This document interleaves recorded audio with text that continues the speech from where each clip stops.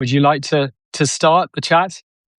Um, yeah, it's been a couple weeks, but I think as like we discussed as an entrepreneur and both as an entrepreneur and a writer, there's always that that public image that you've got it all together and you've got it all figured out, and there's a certainty that comes across sometimes, especially even in these lives and video me and even in the writing sometimes that hey, this guy's got things figured out. And there's always that undercurrent of uncertainty and anxiety and doubt and fear. Every human being experiences fear in some form or fashion. Whether they want to admit it or not is their cross to bear. But I think we all deal with that.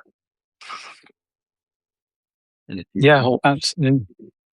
I think if you don't, that's a form of psychosis. I mean, that if you don't have that anxiety and fear and discomfort sometimes. Mm. Yes. Well, thanks for sharing that. I certainly felt that I was carrying a lot, and I didn't really have anywhere to go to express what I was feeling. And I was carrying not only the sort of reputation of the business I built on my shoulders, but also, we had shareholders involved. So there was a lot of investment there, much of it from friends and family. And, all of that pressure builds up. Plus, I was in a business that required us to get commission in order to earn our money. And so that feeling of our destiny not quite being in our control was always there as well. And that always adding to the uncertainty and the overall pressure I was feeling, that ultimately led towards me feeling physically sick in the workplace. And then I actually started having panic attacks. And then those panic attacks, excuse me, led to me having near-death experiences being triggered back. So I felt like I was reliving some of these experiences I'd had throughout my life where I'd had brushes with death. So as my business was suffering, I was suffering. And it felt like as my business was dying, I was dying. And my identity was sort of tangled up in there. And like you said, I had a lot of fear about failure, fear about what would happen if the business went under. But looking back on it all now, I'm very grateful to have been put through the ringer like that, because those panic attacks led to me listening every night to a philosopher called Ram Dass, just to kind of calm my nerves every night, just so I could try and get a few hours sleep. And he kept saying that working with dying people was the highest work he'd ever done. And that's when a question popped into my head, because I felt like I was dying. And I asked myself, well, maybe I'm supposed to work with death. And that's when my purpose ran at me like a rhino, and it was death. And I resisted it with every ounce of my soul, but it was too big and too strong, and I surrendered, and it washed over me. And it was both terrifying and electrifying in equal measure. So out of that suffering, something beautiful kind of emerged alchemically. Yeah, I think that's great. I mean, in Western society, and obviously what you're speaking to, we have this habit of equating what we do with what we are, and especially in the entrepreneurial world, we conflate being an entrepreneur with that's my identity, and then the company becomes an extension of who I am, or the business becomes an extension of who I am, and Mm. and I think a lot of us fall into that trap. So when the business is up, we're up. When the business is down, we're down, and we had trouble disconnecting those two worlds from each other. And I certainly did. I mean, the business was my identity, and the success of that business was my identity. And when that business tanked, it took my identity with it. And um, I had the same sort of journey through that, not exactly the same as yours, but I had to disconnect myself from that failure of the business, that was not a personal failure, that there were elements within me that had failed and there were things that I'd done wrong, but that it wasn't a failure of me as a human being. Mm. And, which led me here to writing and a lot of things because I wanted to get a lot of that out. And I've had the blessing and the support of a lot of people. There was a lot of people in the writing community that embraced it and said, hey, let's hear it. And um, I did a live yesterday. I hate the word healing. I think it's overused, and I don't think we ever really do. I think we internalize things and we build them into the, the conversation of who we are as a person, but I don't think we ever truly heal from them. Um, Mm. I think they become part of the narrative of our lives. And, it's it's just part of the journey. And I think every person that just, not even entrepreneurs, I think people that even work for other people do the same thing. They equate what they are and what they do with who they are as a person. So if they're terminated, they lose their, excuse me, they lose their identity. And we don't just see this in entrepreneurship. We see this in sports. You have a sports Mm. figure that for his 20s and early 30s, he's a sports figure, and then he's released and he's immediately, you know, in trouble with drugs or alcohol, or he's unfounded and just all over the place. And I think it's a problem for all of us in that we need to step away and say, this is what I do to feed my family. Um, this is what I do to eat, but it's not who I am as a human being. And that sounds very simple, but like most things in life, the things that sound the simplest are actually the hardest ones to accomplish.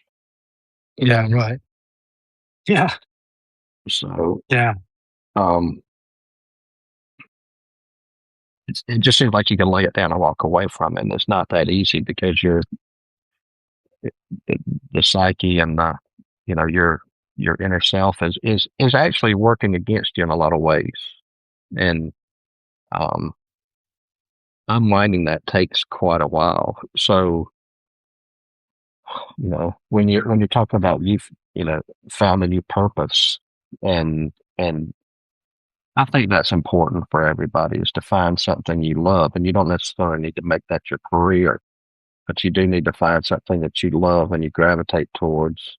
Sometimes making that a career will ruin it for a person. Sometimes making that a way of life will ruin it for a person. But I think we all need that. And, Mm. um, whether it be writing or art or travel or photography or whatever it is that, if you want to sit out in the backyard and write love poems all day, then do that. Um, I think we should all find that. And I really think that in the simplest way is the meaning of life, is finding that thing that really lights us up and embracing that wholeheartedly. And that in turn will not necessarily mend, but guide the rest of your life. And I have found that certain things that I do in my life reward me in ways that I don't need to speak about, that I don't need to externalize, that I don't need to brag about, that I can just sit there and be gracious for them quietly. And it washes a lot of the other crap away, Mm. if that makes sense. Yeah, it does. Thank you for that.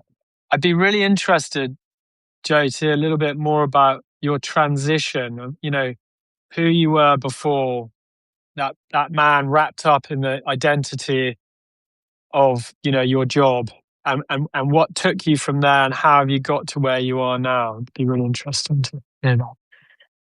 Um, I think it's largely a matter of maturity, and especially in America, because we are handed a script from the time we're born. You go to school, you get a degree, or you go to the military, and you take a job. You work a job for X number of years. This job should reward you in X number of steps. You get to retirement, and then you go get your Winnebago or travel around the world or do whatever you're going to do at 60 years old.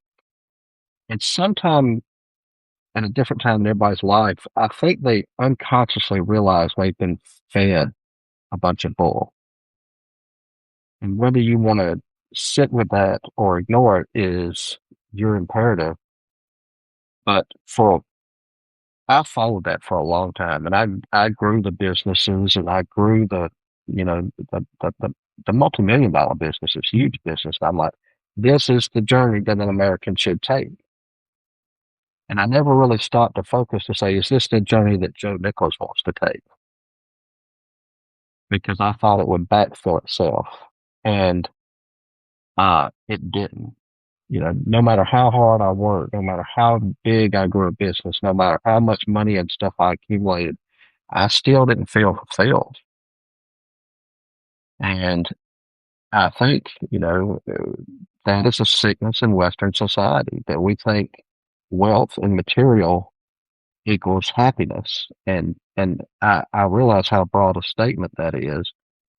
But for me, I kept realizing I was emptier and emptier and emptier, no matter how much more I added. And I wasn't getting better, I was getting worse. Mm. As I accumulated wealth and I accumulated toys and I accumulated things, I wasn't becoming a better person, I was becoming a worse person. And when it all crashed, the instinct was to say, I got to get all this back. But then when I sat with it and went through all the other stuff, I said, I don't want it back, because I didn't like who I was then. And I wasn't in love with that person, and I didn't think I was a good person, and I didn't think I was a great guy. I thought I was a good business guy. I thought I was wealthy. I thought I was successful, but I didn't think I was a great person, you know. And you know, this is going to be very controversial, but I'll tell you because I did it. Um, I think a lot of entrepreneurs and people that get to a stage of wealth and they're giving, and they do generate a lot towards charitable donations. And I'm not speaking just for myself. I'm watching other people in the business. They do this to kind of assuage the guilt and anger that they have towards themselves. And they think that by doing that, it does benefit society and it does benefit the lesser man. But the motivations behind that is what matters. And are they doing it out of the goodness of their heart, or are they doing it out of if they feel they need to do something to equate what they've taken from the world? And I think in a lot of ways, I looked at it like I was doing it to give back what I had taken. And um, I'm not saying I was evil. I'm not saying I was, Rockefeller and I was crushing other companies or anything. I'm just saying I didn't think I was putting into the world what I was taking out of the world, which is sounds very new age, but is actually very true.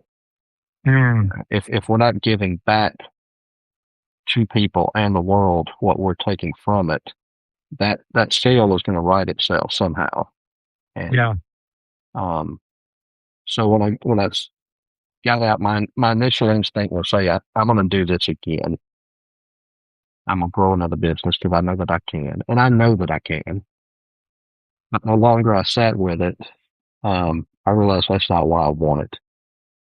And uh, again, a facet of maturity is sitting with yourself sometimes and saying, you know, late at night, say, Joe, is this really what you want to do with your life?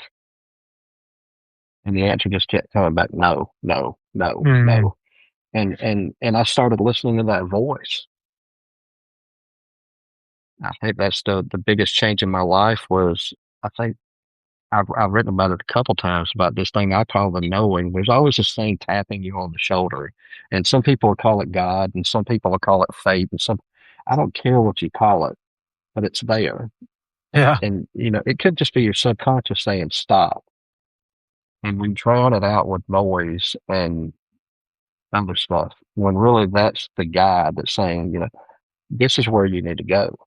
And, Mm, I use it in small ways. When I write, I'll sit there until I'm given something to write about, which is mm, why my Substack is all over the place. When I decide that I want to undertake something, I'll sit with it. And, I guess some people would say that's praying about it. I don't consider it that. I just consider it sitting there and saying, okay, I need to know for me, is this right? And if I'm pushed to do it, I'll go do it. If something in me saying, Joe, I don't think this is a good idea, then I'll walk away from it. And it's made my life a mm, lot better. mm. Yeah, amazing. Thank you for sharing that. I'm really interested to maybe explore a little bit more about the little voice you talk about, because I resonate with that. That same voice, I think, was the rhino that charged at me that day and helped my purpose to deepen. And I'm a very firm believer in I call it instinct sometimes. Listening to that voice, that calling. It's often coming from a heart place rather than a mind place. I think, so many of us make decisions from up here, but often when we do that, we're making decisions through the ego, and often we're making unconsciously fear based decisions, which usually have negative outcomes. But, if we listen to this, which tends to be the voice, this tends to suggest things that might appear on first glance to be scarier, but they tend to be the places you feel most nourished. If you're brave enough to step into the fear of these, maybe something that feels more unusual for you, controversial, the rewards tend to be a lot bigger. My two favorite quotes that guide me through my life at the moment are from Carl Jung, and his one is where your fear is, there is your task. And the second one is by an author called Joseph Campbell, who wrote The Hero's Journey. And his one is, in the cave that you fear is the treasure that you seek.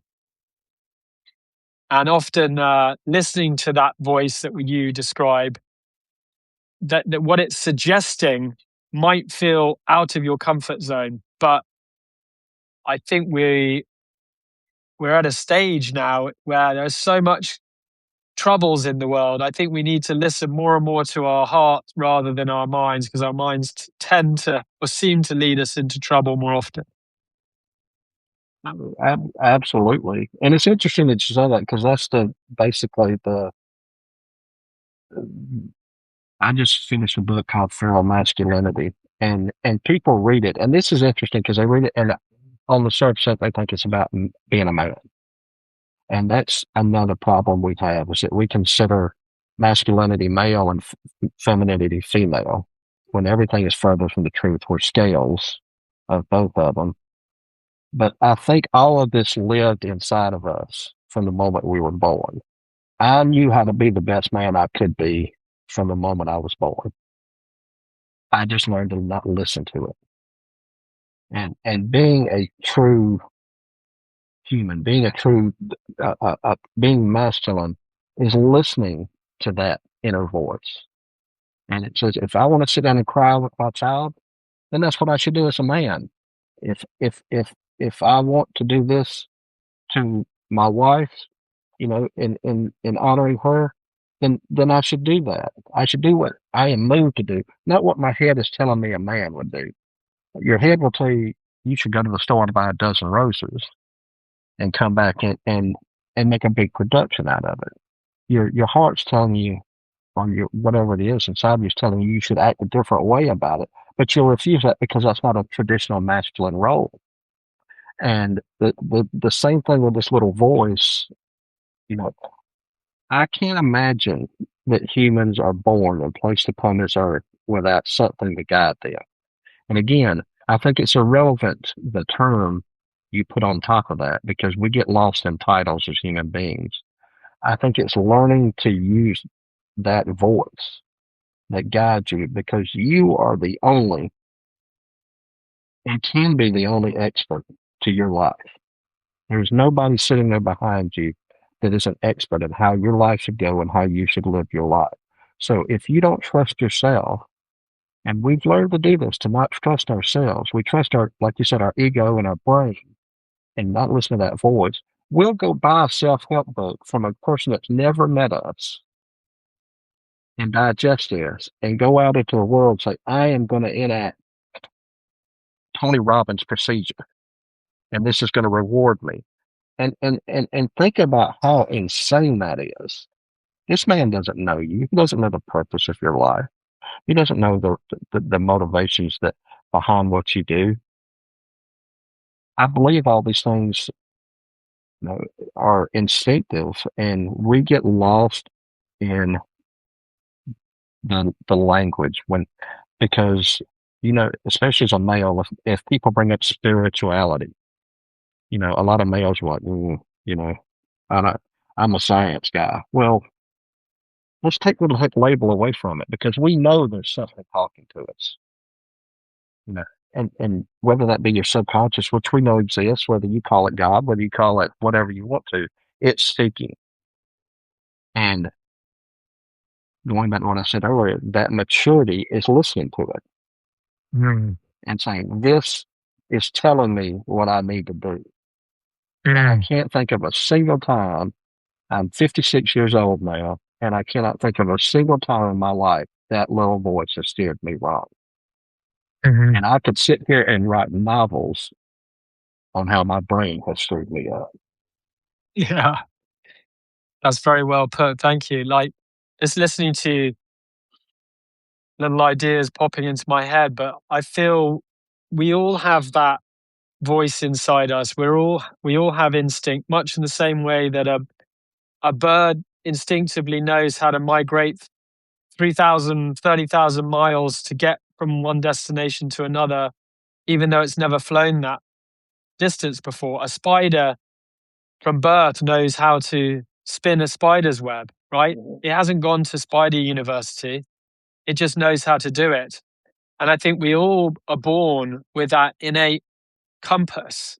But sadly, the world that we've grown up in and that has conditioned us dampens that inner voice. And because we live in a world that is fear-based, all the fears that we deal with on a daily basis, and many of which we consume through media and the news, are the fears that limit that voice, limit our confidence to listen to that voice. And therefore we turn to the mind, because the mind convinces us that it has a more sensible and more cautious and safer solution for us. And the more we live in that need for security, the more insecure, ironically, we become. And so, yeah, it's the challenge is, how do we allow more and more people to prevent those limiting fears and limiting beliefs from getting the better of our inner voice? And what I'm trying to do with my work is shine a torch on where those fears come from. Because since I've been working in death and mortality, one of the things I spotted very early on is that we are in the West terrified of death. We don't talk about it. We sweep it under the carpet. We pretend it doesn't exist. But actually, all of the little fears that we deal with as modern Westerners grow from the fear of death. It is the grandmother fear from which all other fears grow. You can boil every single modern fear down through our evolutionary history to an existential point, and they all grow out of this one fear. But we don't talk about that one fear, and we put band-aids on all of the other fears. We spend billions of dollars trying to fix mental health problems and anxiety problems, and we're not really getting anywhere with them because we're not addressing the root problem. So once we start to acknowledge our mortality, on a regular basis, something beautiful starts to happen. The moment you actually just have this conversation and talk about mortality is the moment that those smaller fears start to reduce down and more courage takes their place. And with that courage comes more risk taking and more out the box thinking and stepping out of our comfort zones and listening to the little voice finally. And intuitively, we start taking steps towards deeper potential and discovery of purpose in our lives. So, yeah, it's a very, very interesting and super important conversation and topic, this. Oh, absolutely. Again, I had a live yesterday. I was talking about, I sat down and one of the projects I've been working on is writing letters to my children after I'm dead. And facing the fact that I won't be there for their entire lives, but I want to write these narratives, not just so they have a feeling, but it forces me to face that reality that there's going to be a life beyond me that I put onto this earth. And us addressing it is freeing and liberating in a lot of ways. And sitting there and having those discussions and recognizing the fact that, like I was honored enough to sit with John Ronaldo yesterday and discuss this, that that's that that that fear that you're talking about, um, it controls a lot of what we do in life. And if we can move away from that mortality, that fear, because that's what we are as humans. We're constantly trying to protect. We're constantly trying to protect wealth and happiness and all this. But it all, like you said, stems from that death. Um, and we live in a world where none of that can be guaranteed. And I could walk out the front door and be struck by lightning or hit by a truck or somebody shoot me. We don't know what's going to happen tomorrow. And the more we can, I guess, embrace that and say, I need to walk away from this fear. Like I said, it opens up doors um, and pathways that would never be available to you because we don't want to admit it. We're not sitting in a nuclear bunker, you know, cringing in fear, except metaphorically we are.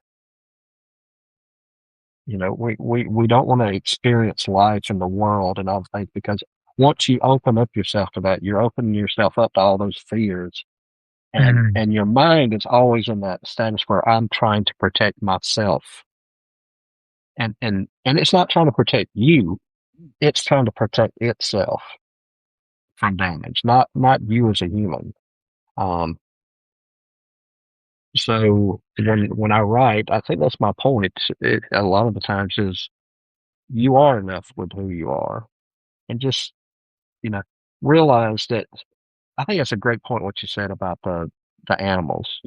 Why would we even conceive the fact that a whale can migrate from the southern hemisphere to the northern hemisphere and go to the exact same birthing grounds every year? We aren't yet. We don't have the intelligence to do the same thing and get to places in our lives. The most intelligent creatures on this earth, supposedly, every other animal has an innate sense of survival and migration and spiders, bats. What are the bats that come from North America that go down to southern Mexico to the same ground? How do they know where to go? They don't have a road map. It's innate. We have the same innate intelligence with us. We just have learned not to listen to it. And and I think that's the greatest peril that we live in. So, circling back to the beginning, we talk about the business and everything and the anxiety. I think it's maturity and learning to listen to that voice that guides you through your days. And if that voice tells you one day, like, wherever you are, you said Thailand, you know, That's the greatest form of courage. If my voice gets up one day and says, you know what, Joe, I need you to go work in Thailand, do I have the courage to face that voice and says, yes, I believe you and go do it? Or do I remain in a state of fear and say, no, I've got to go to work at, ABC Industries because I need to protect what? What are we really protecting? What are we really, because if you follow that trail, and if you have the courage to sit there and follow that trail and say, what am I really protecting here? I think most of the things you find out that you think you are, you're lying about. Yeah, amazing. Um, I'd just like to add at this point that if anybody's listening in and maybe asking the question, well, how do I listen to that voice, right? Um, where is that voice? I would say that it's there. It is there. It's starting to have the awareness to recognize it, because it's a funny thing. Me personally, the more I started to be still, and I was always quite a busy, hectic person my whole life. But then when I learned, I guess maybe through age, through curiosity about meditation, but the more still I made myself, the more that voice had the space to breathe, and the more I could kind of tap into it. So I think listening to that voice is a type of practice in its own right that often comes through stillness, or in my case, it sometimes comes through very, very powerfully in like a blast, usually when I'm suffering. Like, so the panic attacks, for example, when I was describing those at the beginning of the call, when I had my purpose deepening moment, that was that voice. And it felt like it was blasting at me with a loudspeaker at that moment. But the moment it happened, I was being still and I was reflecting. I was asking myself questions about why I was feeling the way I was. And then my own natural sort of curiosity generated the question, maybe I'm supposed to work with death. So that popped into my head. And the moment I asked it, I was able to answer it. And that unlocked this massive gateway for me that reduced my suffering and gave me direction and made me feel like I was on my migratory path again, you know?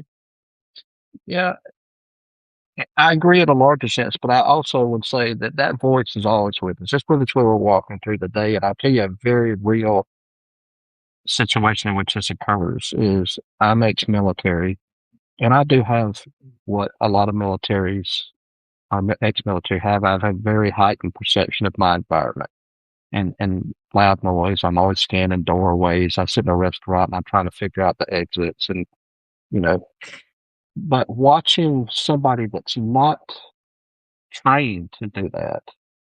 And I'll give you a very real example of my wife is I would watch her walk and she's attuned to her environment. She doesn't realize she is. And she's sensing threats. And I would watch her move away from certain people and move away from this guy, move away from that person, or stop and go a different direction because these signals, and I think it's the Mm. females are an excellent example because they have to have a more highly tuned sense of protection. I don't want to say fear, um, but they move through a different world than we do as men, and it's a more threatening world, and they almost instinctively can sense things. And it's like I explained to my daughters one time: if you meet a guy and that something in you is saying this is wrong, there's probably Mm. something wrong with this guy. Yeah, yeah, And yeah. and I think you know they. I use that because I think it's a very real and real life point that we can point to. Um, and I go back to a post I wrote a year ago about walking down the street, and I realized as a man I would watch other women and they would move away from me, and it wasn't really a conscious decision. It was they see the world differently, and they're guided by that instinct, by that voice. Um, And we can utilize that voice ourselves as men because I'll walk sometimes. I'll take my kid for a walk, or I'll be driving, and I'll get that little tug that says you need to go here, or you need to take this route, or you need to do this. And Mhm. um, have you ever been? I think we've all taken these where we go the same route to work every day for years, right? You'll take the same journey, and then one day because something is awakening you, you realize you it's like driving down a new street. You start seeing the new buildings Mm. and you start seeing the little details and you realize there's a bookstore here that I never noticed and all this. We just have to listen to those little tugs that are telling us, be awake, be alert, not for safety's sake all the time, but just be in the moment and experience what we're going through instead of always being attuned to point A and point B. Mhm. And so I think even in motion we can activate that thing. And Yes. we override it because, you know, another great example, not to extend this out, is me taking walks with my little 3 year old. You know, she wants to stop and look at everything. And my instinct, I know, is she wanted to go to the store. I need to go from point A to point B and back. Her goal is to experience things. Mm. And she's listening to those little tugs inside her. And I want to stop and watch the bird. And I want to stop and watch the squirrel. And that sounds ridiculous, but those little moments are leading her to insights and wisdom that I have been walking past my entire life. Mm. And that, um, I've often said we have children to remind us of what we could be instead of us teaching them what they should be. And I think that's one of the great things. They teach us how to be in the moment and listen to that little voice Mm. because that's what they're reacting to all the time. And we consider it badly, but they're reacting to that little tug inside them that says, Mm. I want to color, I want to create, I want to read, I want to do this. And that's not wrong. Um, we trained ourselves out of that because we think we have to be efficient and productive and whatever else adults think they want to be. Yeah. Amazing. I love that. I love it. It feels like we've moved from a chat about anxiety into a conversation about awareness, and it's been an That, absolute that delight, that's the Joe. that's the antidote, right? Yeah, exactly, exactly. Two ends of a spectrum. Um, but Joe, thank you so much for having the call with me tonight. And well, I don't even Absolutely. know what time it is. It's afternoon. It's morning your time, isn't it? Yeah, it's 9 o'clock in the Yeah, morning. yeah. So it's 9 o'clock at night for me. I'm in Thailand at the moment. But yeah, it's been an absolute pleasure, Joe. And yeah, your story is very inspirational. It's been lovely, lovely to chat and hear your points of view. They really resonate. Absolutely. Look forward to catching up in the future. Thank you very much. Thanks for All everyone right. for joining in. Safe Cheers. travels. Bye.